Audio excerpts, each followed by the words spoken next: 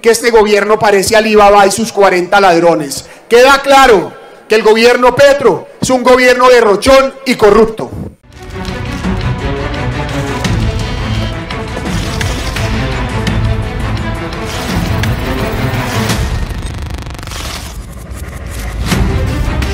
Durante estos últimos días hemos visto cómo el presidente Petro viene repitiendo una mentira, diciendo que el gobierno actual no tiene recursos porque el gobierno pasado se gastó toda la plata. Este es un engaño más y una falsa narrativa con la que el gobierno Petro se quiere lavar las manos una vez más. Y no lo vamos a permitir, porque quien hoy está manejando de manera equivocada e irresponsable las finanzas de todos los colombianos es este gobierno. Es verdad que el gobierno anterior se endeudó sin precedentes en el 2020. ¿Para qué? Para atender una pandemia. La inversión social creció en más de 10 billones, de 2 prácticamente a 12 billones.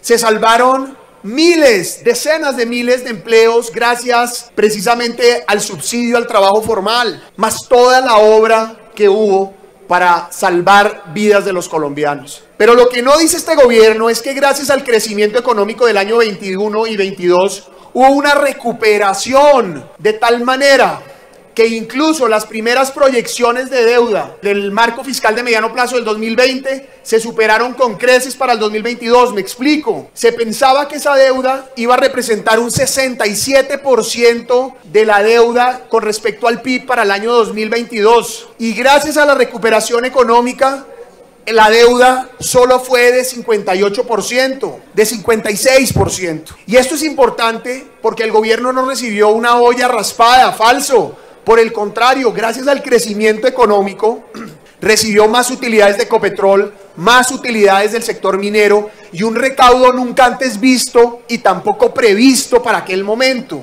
¿Cuál es el problema hoy entonces después de 2 años del gobierno? Primero, el gobierno está destruyendo la inversión. Tenemos hoy una inversión que está 15% menos que la etapa de prepandemia, es decir, que a menos inversión, menos recursos de recaudo. Primer problema.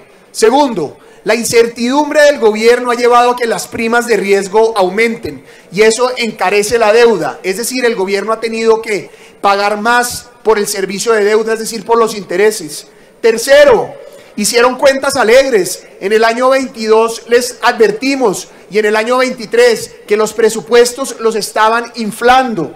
Y dicho y hecho, han tenido que hacer recortes. Y es el resultado del derroche. Solo en funcionamiento, desde que Petro es presidente, el tamaño del Estado ha crecido en 27%. Inaudito, inaceptable. Es decir, plata recibió Petro, pero plata no hay por la irresponsabilidad de este gobierno.